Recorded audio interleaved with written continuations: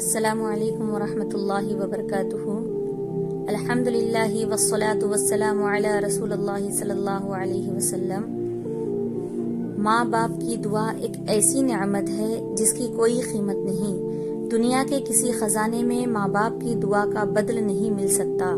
ماں باپ کی دعا میں وہ طاقت ہے جو تقدیر بدل سکتی ہے۔ اگر ماں رات کو جاگ کر اولاد کے لیے ہاتھ اٹھا دے تو آسمان کے دروازے کھل جاتے ہیں۔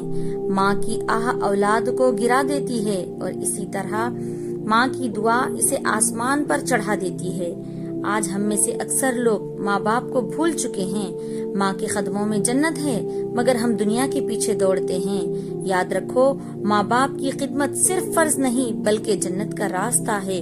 دنیا میں سب سے زیادہ خالص، بے لوث اور سچی محبت ماں باپ کی ہوتی ہے۔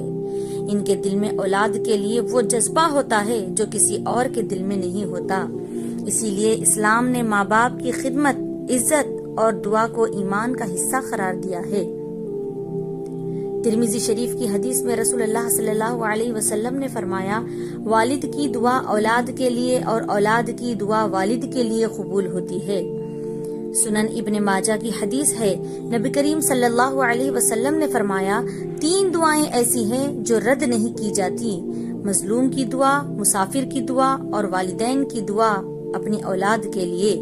ترمذی شریف کی حدیث ہے، حضرت جریر بن عبداللہ رضی اللہ عنہ سے روایت ہے کہ ایک شخص نبی کریم صلی اللہ علیہ وسلم کے پاس آیا اور عرض کیا، یا رسول اللہ صلی اللہ علیہ وسلم، میں نے بہت گناہ کیے، کیا میری توبہ قبول ہوگی؟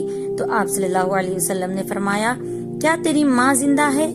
اس نے کہا، جی نہیں، وہ وفات پا چکی ہے۔ تو آپ صلی اللہ علیہ وسلم نے فرمایا، کیا تیری خالہ زندہ ہے؟ کہا، جی ہاں۔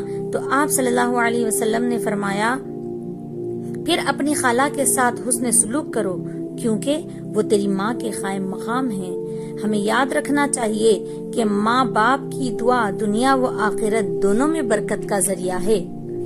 ایک مرتبہ کا واقعہ ہے، حضرت سفیان ثوری رحمت اللہ علیہ کے یہاں ایک نوجوان علم دین حاصل کر رہا تھا، لیکن غریب تھا، نہ کپڑے ٹھیک، نہ رہائش، نہ عزت۔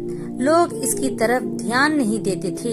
ایک دن وہ حضرت سفیان ثوری رحمت اللہ علیہ کے پاس آیا اور روتے ہوئے کہنے لگا، استاد محترم، نہ علم میں برکت ہے، نہ دل میں نور، نہ کوئی عزت، آخر میرا نصیب کیوں نہیں بدلتا؟